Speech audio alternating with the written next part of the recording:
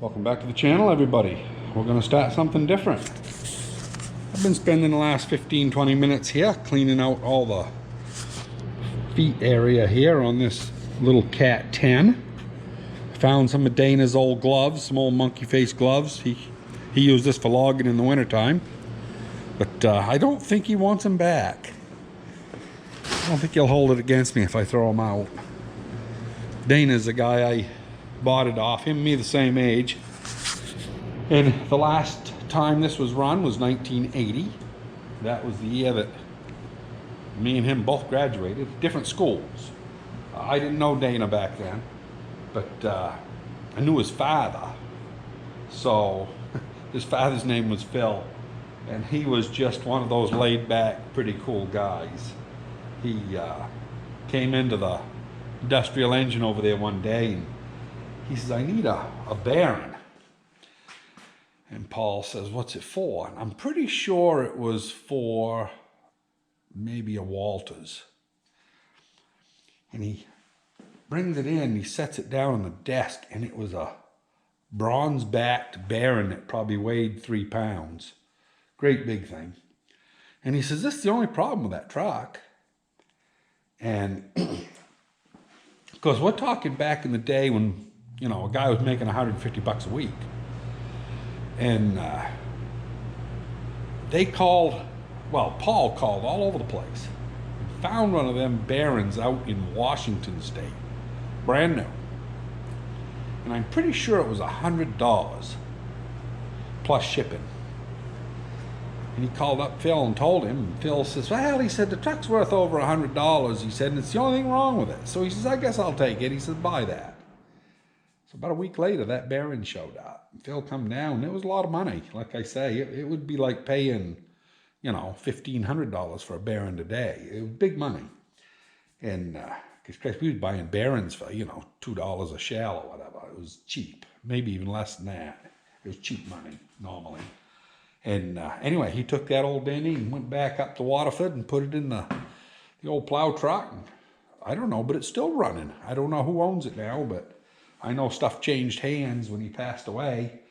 And anyway, getting back onto this old girl, they had a sled that went behind it, and Dana, the guy I bought it off, he would start it in the morning with no water in it, fill it full of water, because it had a bad, well, it wasn't a bad crack. It was a crack that was small enough that you could run it, but you couldn't leave water in it, or it would wet up that cylinder. It might even hydrolock it. I'm not really sure. I don't know as he really knew. He just knew that you had to run it and let it idle, and when you was done with it for the day, you pulled the plug and shut her off. So anyway, it's got a problem in the engine, although they ran it for years like that. So anyway, we're going to get this engine hopefully out of here. I don't know if I'm going to get it done today. I'm going to be a little anal about some stuff. This here's the hood bolts. I'm going to actually take these out of this bucket. I've got a bunch of bags. I'll go get them. We got thousands of them. And I'm actually going to take out each item because I don't have the right information that says what length bolts go to where. So the best thing I can do is to keep track of them, label them, and I'll just put them on one of these shelves I got in here. And then I'll go find them when I want them. So it's going to be kind of a slow, dubby process. I'm going to start off today by getting this big guard off, get the crank off first, then pull the guard, and then we'll get the fuel tank, get these 2 guards off each side, and see what that bottom guard looks like down there. I don't know if that's part of this. It is part of this. So there's probably a bunch of bolts that are kind of hidden around in there. Razor blade that fell off the edge up here at some point. But yeah, we'll get into it today. And this is a 1930 from what I've been able to figure out. Actually, I can show you the serial number. And any of you guys out there that are Cat 10 savvy, you know, maybe Squatch might drop me a link. I don't know. I don't know if he'll watch this video or not. I know he's busy. But where is that serial number? It was not here. I don't think. I thought it was. It must be under the radiator. Hang on a minute. Yeah, so it's a PT1229 is the actual number of that. So anyway, okay, I was wrong on that serial number. I thought it was a 1930. According to this, I don't know if you guys are going to be able to see that, but 1929 went from number 8 serial number to 3173. So that would put that into about mid-year, I would say, like April or May. So anyway, made 1929. So yeah, it's a little older than I thought it was. But anyway, let's get some stuff off of this thing. So these are the bags I'm going to use. Kind of an interesting thing. Me and Carol used to cut butternut. And we'd do a tractor trailer load a year. In the last 2-3 years we were doing it, we were cutting down to, I don't know, 10 crates, which is basically about half a tractor trailer load. And we kept cutting back a little bit, but we always did 9 or 10 crates. And we weren't ready to retire yet. And she said, well, we need enough for another 3 years or so. She says, we'll see if we can get another 3,000, 4,000 bags. We used to be able to do that. Call up and you want 3,000 bags, they'd give you 3,000 bags. You might have 20 or 30 bags overrun, but it was pretty close. So Carol talked to the guy, and they'd been bought out by a bigger company. And the guy says, well, he says, we've got to have a 9,000 minimum order. Carol's like, Jesus. She says, we'll never use all those bags. Yeah, whatever, you know. We wanted to cut, so cost of doing business, I guess. So we ordered 9,000 of them.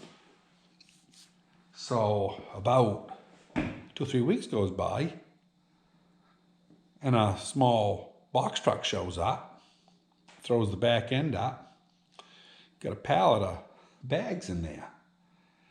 Now, Molly came the other day and we gave her a box of them because they're just handy, put sandwiches in or whatever.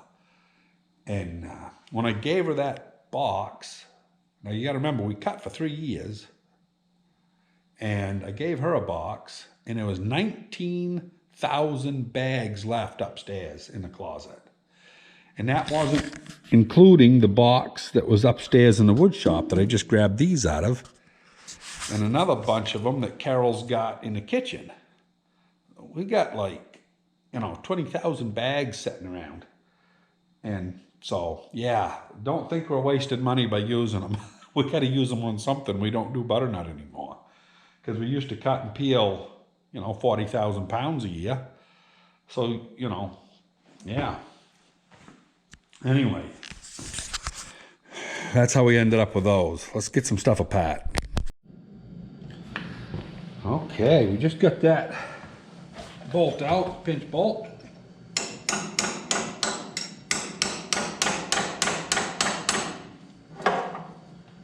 Wow, you gotta be kidding me. Why did they not lose that?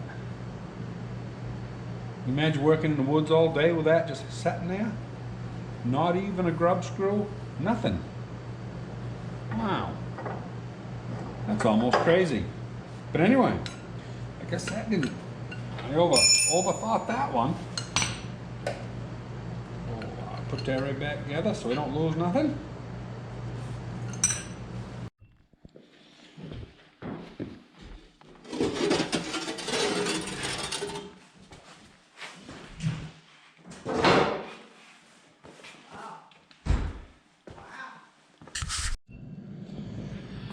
Well, let's see here what this looks like once we get this off.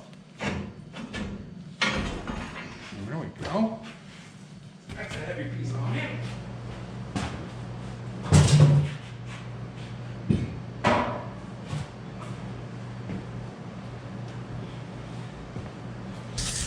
Yeah, that looks a little better. Definitely looks better. Yeah. Oh, look at that. She's been froze. I'm not replacing the tank. I'm not going to do a squatch restoration. Well, number one, I don't have the resources to find the parts up here in Maine. I think there's a lot more of this stuff out where he is, out in Minnesota and west of him. But I don't know of any parts tractors around here. So probably gonna have to live with that. So anyway, let's see what comes off next. So that's what the choke assembly looks like when it's together correctly. I just want to take a quick picture of that. Spring actually goes in that little notch, yeah. Just because I'm going to throw it all in a bag. And yeah, it looks to me like that got bent a little bit too. I'll have to straighten that out. So yeah, she's been used in the woods. Okay, let's see what this fuel tank looks like. Oh, hammer right there.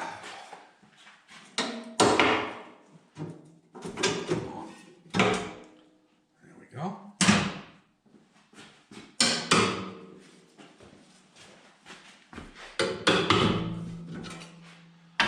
Those came out much easier than I thought they would. Okay, let's see here what she looks like.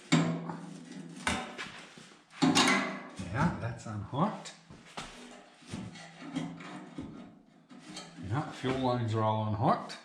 So now they made it difficult. They put that damn fella right through the dash. Oh, you gotta be kidding me.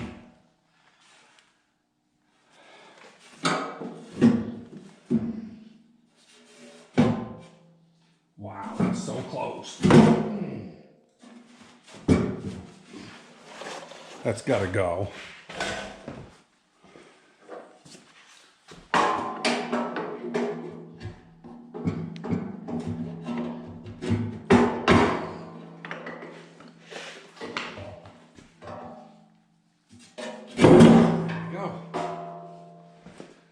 That is a tight fit.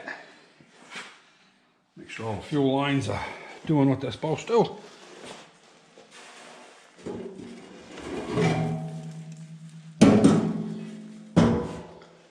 There we go. Put the cat back on that.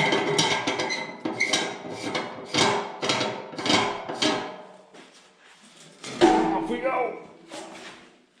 Not bad. Not as bad as I thought it would be. A little bit of, you know, resident stuff. Guy there didn't make it through the winter. But I'm going to grab the vacuum and do some vacuuming. We'll put this over with the fuel stuff. Well, I'm just going to put it up with the bolts. We'll know what that one is. And I'll bring you back here after I get this all vacuumed up. So I just took off the top of the air cleaner so I could get that hose off. They're so darn stiff that I can't get them to slide down the tube. So yeah, they look to me like they're going to have to be replaced for sure. They're just hard as a rock. Of course, this one down here weren't even tight. I never loosened that. It just came right off. So anyway, throw her up where the rest of the stuff goes. And we will continue on our journey. Before I take anything else off on this engine, I'm going to take this carburetor off real careful. Squatch said do not break it. It's pot metal, I guess, and it's worth its weight in gold. So anyway, I'm going to see if I can get that off here real careful. So I got the air cleaner off, just 2 bolts. Just unbolted this heat shield. That is quite heavy for the... It must be full of asbestos, I would imagine. As heavy as that is. Yeah, I can see the asbestos in it. Yeah. Guess we won't go modifying that. Back in the day, they thought nothing of it. So.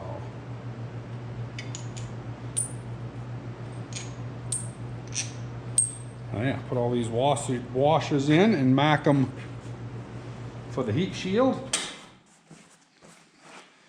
And we're gaining. I guess the next thing to do will be maybe the oil lines and stuff. Ignition line, I'll probably take the mag off the other side. Well, let's see what it looks like in there. Bit of rust. Valves got a little rust. Intake, that looks good. Exhaust got a little rust. Of course, that's the one that goes right to the other side of the motor. That's the intake. And yeah, it don't look bad. A little bit of rust here and there. Actually less than what I was expecting. But it does turn over, so, you know, can't be too awful bad. I'm gonna get that last nut out. I couldn't get that out because the water top radiator hose was in the way. So, yeah, I'd kind of like to pop that head off before I go any further. I think it'd be exciting to see what the inside looks like. So, yeah, I'll bring you back here when I get lifting her off. At first, I thought that stud right there didn't have any clearance around it, but I can see a gap. And I believe all the rest of them have a gap. Some of them are a little tight, but that one there don't appear to be sucking in too good, but anyway, I'm going to put a little bit of this juice. This is just Marvel Mystery. That puddle on this one here don't appear like it's going down very good. Just get that on there just enough so that we can protect that stud.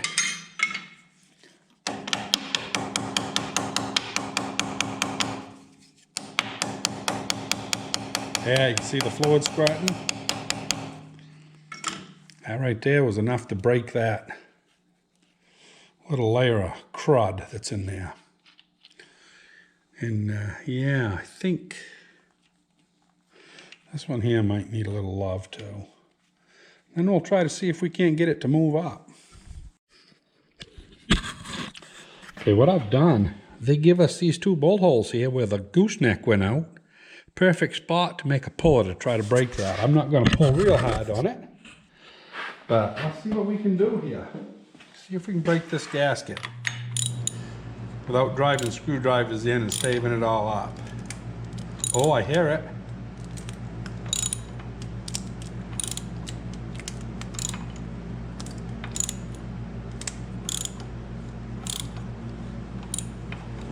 Yeah, moving somewhere. Yep, the back side. So, front side breaking. Oh, it is. Look at that.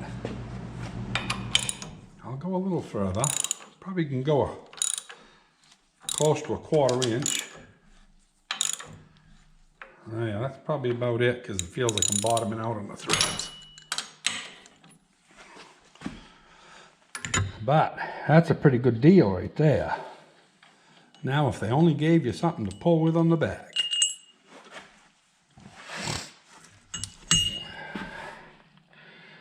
Yeah. So,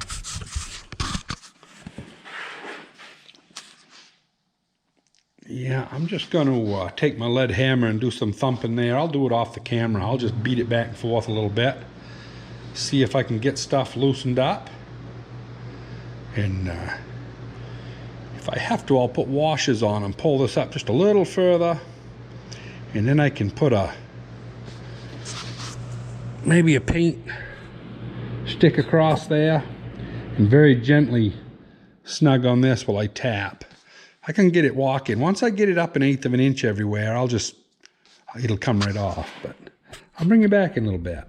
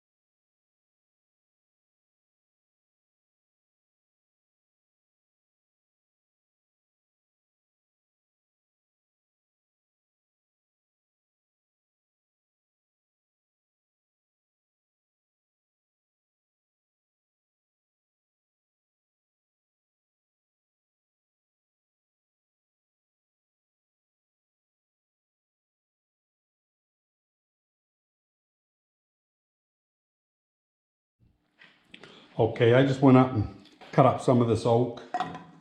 That pine just wasn't cutting it. So,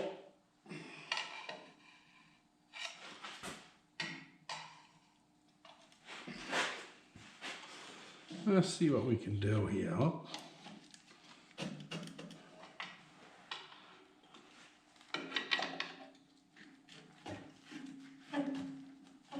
Wow.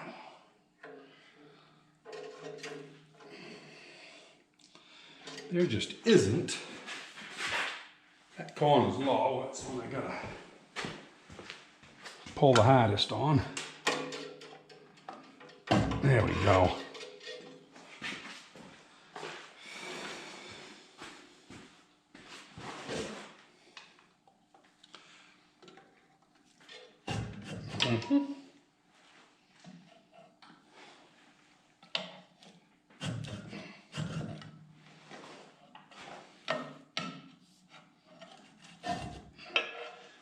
We are just about off. Yeah, let's see what we can do. There we go. Yeah. That little rust line right there looks suspicious.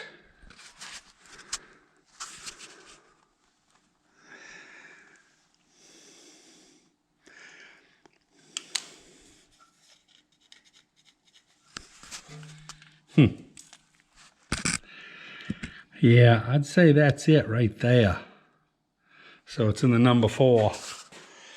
And you can pretty much tell there's not as much carbon on the cylinder. Not as much in the hole either. So that's probably the wet cylinder. I would lay money on it almost. So let's go down half a turn. I'll bring you back. Okay, let's check out the other one. Oh, that one there looks like brand new. That one there looks like brand new. Definitely was that back one. You can see the line in it. So, now the big question, is this standard? Or has it been punched? I'll tell you, it feels some, you can't even feel a ring ridge there. That one a little bit. That one there, that's just carbon. It's funny, that one there has got a little bit of a ridge. But I don't think we're bad. I'm going to grab a set of mics.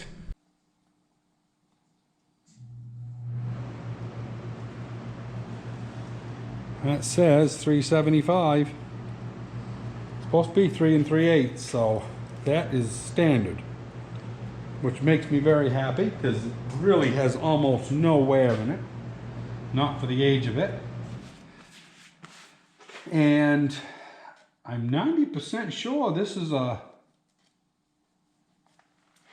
well, I really ought to sand that a little bit, but I don't think this engine has sleeves, which will even be better. That means I just have to sleeve number 4 and bring it back to standard, and it'll be all good. New rings, re-gasket it, check the bearings, make sure we don't have to pour Babbitt or nothing, and I'll bring it back in just a second. Well, I hope you can see that shadow line. I didn't know if that was a sleeve or not, but when you get over to the exhaust where the head gasket doesn't run, it goes away. So I'm 99.9% sure that that is just a regular block with no sleeves, which is perfect. It's one less thing you got to deal with. Usually if the water jacket is set up this close, usually they don't have sleeves in them.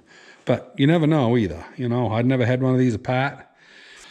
Yeah, if you like this sort of thing, don't hesitate to hit the like button and subscribe, you know. And yeah, we'll see how it goes. Hopefully we'll have a good running tractor when we get done. So keep safe, everybody. We'll see you on the next one.